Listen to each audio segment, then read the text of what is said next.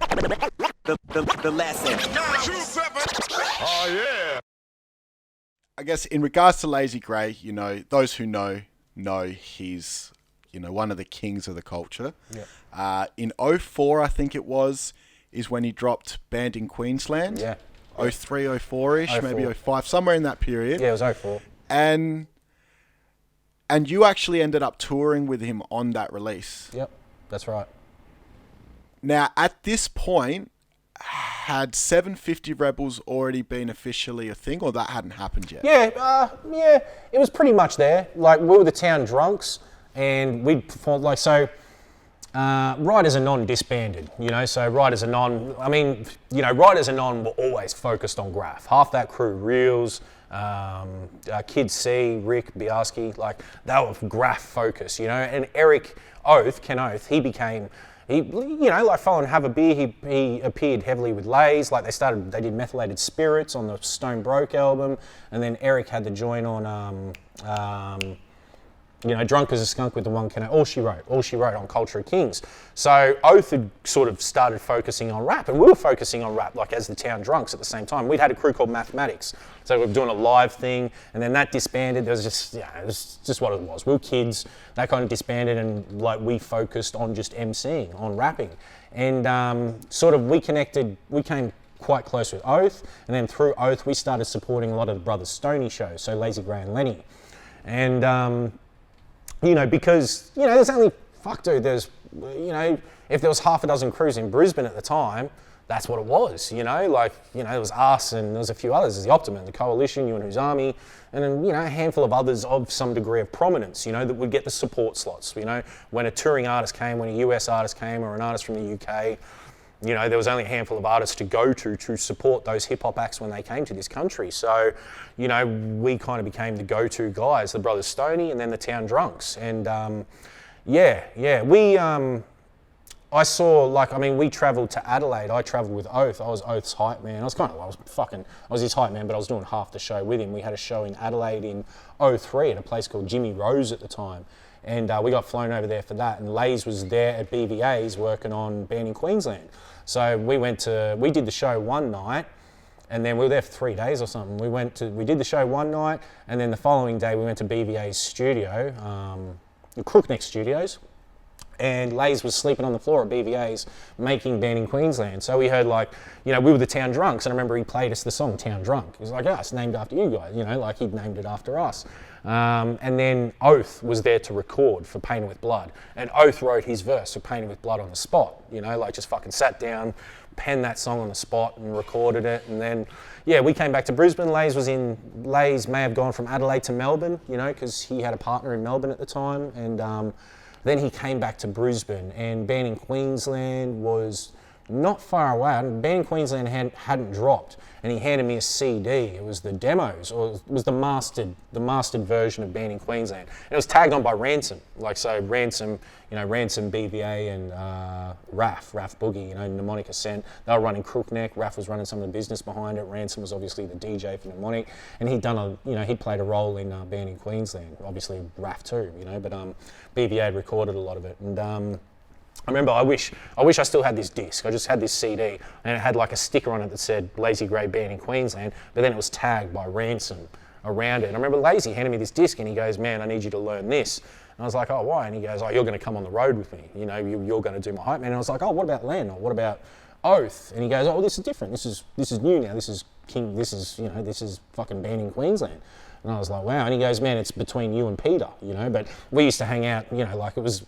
We're all hanging out together at the time. 750 was kind of maybe loosely formed at that stage. I don't know if we were all flying under that banner yet, but post Banned in Queensland, when it became the whole kind of crew getting up on stage, that's when it really became 750. Because 750 started as a drinking crew in the suburbs of, in the southern suburbs of Brisbane, in Algester. A bunch of old school dudes, older dudes than myself that were 750, and still to this day, 750 dudes. And, it became the rap group more so post Banned in Queensland. That's when it really kind of formed. And at a point, it was 9 of us.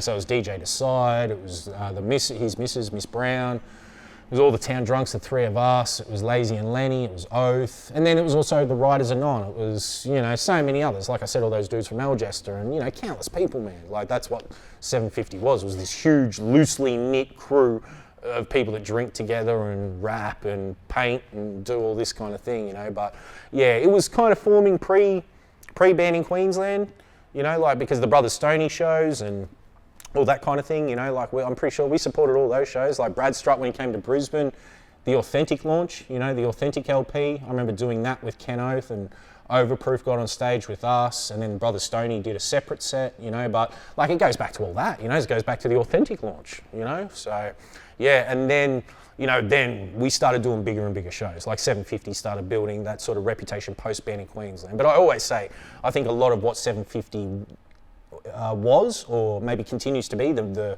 you know, I don't know, maybe like the mythology and all the sort of whatever that exists around 750 in this town. I mean, you know, Bias B used to come up here and he'd be like, man, that's 750 country.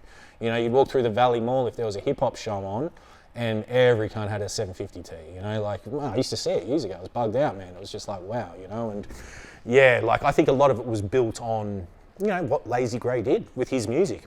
And then the culture we built around 750, so the drinking culture, we were constantly out there. DJ Lopsided, you know, Lops had come out of jail. Lops was an old Algester dude, and he'd come out of jail and reconnected with us, and he became the Town Drunks DJ. And, you know, and then, you know, obviously Ken Oath connecting with us as the Town Drunks. It became like the Town Drunks. And then Lazy Grey and Lenny with the Brothers Stoney.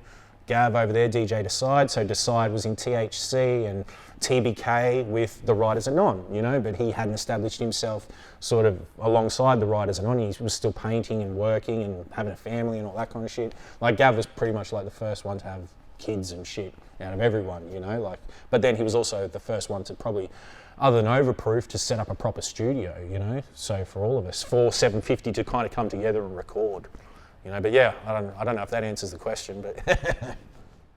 And why the name 750 Rebels? The seventh, man, it was the milliliters in a Tolly. 750 mils to a Tolly. It was a largie. That's what it was, dude. It's like I said, it's a loosely knit drinking crew, a loosely knit crew of individuals that drink, you know? And how we used to drink was Tollies, man. It was 750, you know? Like, that was 750 mils. That's what the fuck it was. 750 Rebels. The Rebels, you'd have to ask Lays. I don't know where they got the Rebels, but yeah, because it was Lazy, his older brother Malice, a dude called Bluey who used to run paint in Mitre 10 in town. Like before there was any paint stores up here, you know, everyone used to go to Mitre 10 to buy Krylon, Belton, boom, boom, boom, and Bluey was the dude they bought it off, and Bluey was 750. He was from Algester. There's dudes like Lopsy, you know, like, you know, we're going back to the early 90s. My friend Gaz Hazard, his brother-in-law Mortar, you know, he was 750, and his older brother as well. Andre Zoniak, you know, Aaron Gardner. These are names that won't mean anything to people watching, but, you know, they're people that deserve credit for, you know, the early days of 750. In 2007, that's when the first, you know, 750 Rebels release is out, and therefore, I guess, for the record, that's when it's officially, you know, a crew. Yeah. The first and only 750 Rebels release, pretty much, man. Like that's, yeah. I think you might be, there was a thing we did when we supported the Hoods. I think when we supported the Hoods, I can't remember. We did a big show up here in Brisbane, and we put out a thing called the Sneak Peep. But it was more like a compilation of songs we'd all been doing, you know? Like, there's a couple of 750 joints on there, but then there's a Town Drunks track, and there's a Lazy track, and there's a Ken Oath track over an Almost Deaf instrumental or something like that.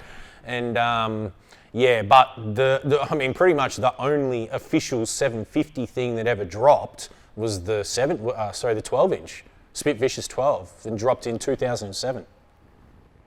And is there a reason why there was only one 750 release ever? No, not really, man. Like, there's no real reason, because we actually we spent a good period of time trying to make a record, but, man, like, we'd all just, like, we'd get together and it would just turn into a party, man. Like, that's largely what it was, you know? Like, we'd just get in the studio, we'd have fun, and, you know, like, it just didn't happen like that. We made mad songs. Like, the songs, you know, if you type 750 Rebels into YouTube, the songs you find are probably, if they're not what was this? I can't even remember. It was Spit Vicious, Rise of the Rebel, and Hostile Takeover, which was the 12-inch. And that was distroed by Checkout Wax, and Checkout Wax claimed it to be the fastest selling Aussie hip hop 12 at that point in time, because they shipped 300 copies. Well, we did 300, I think 250, because we all took 5 or 6 or whatever. 250 shipped immediately. So like, every store just fucking wanted it, and it sold, like it sold the fuck out quick. But man, we made songs. We even had like, I remember Gav, DJ Decide, he put together like an outline and a guideline of bringing the 750 record together. And there's songs, man. There's probably songs that have never even come out from then, but most of them have come out. Like when I was leading up to my solo record in 2012, I did these Purgatory things. The 750 joints that are on those were songs from those recordings for a potential 750 album. Like there's even an old Stealth magazine with a Checkout Wax ad on the back. Actually, I think it's an ad for Death Wish Cast's album, whatever album came out around that time. Like we're going back to the 2008, 9, 2007, whenever. But a Stealth mag came out, and along the bottom it says upcoming releases, 750 Rebels, full length, blah blah blah. But it never happened, man. And we'd get together, and it didn't happen organically anyway. But yeah, the only official 750 Rebels release was the 12 in 2007. That was the one. Bunch of songs done in and around that, but yeah, that was pretty much the only one. The lesson. 927. Oh yeah.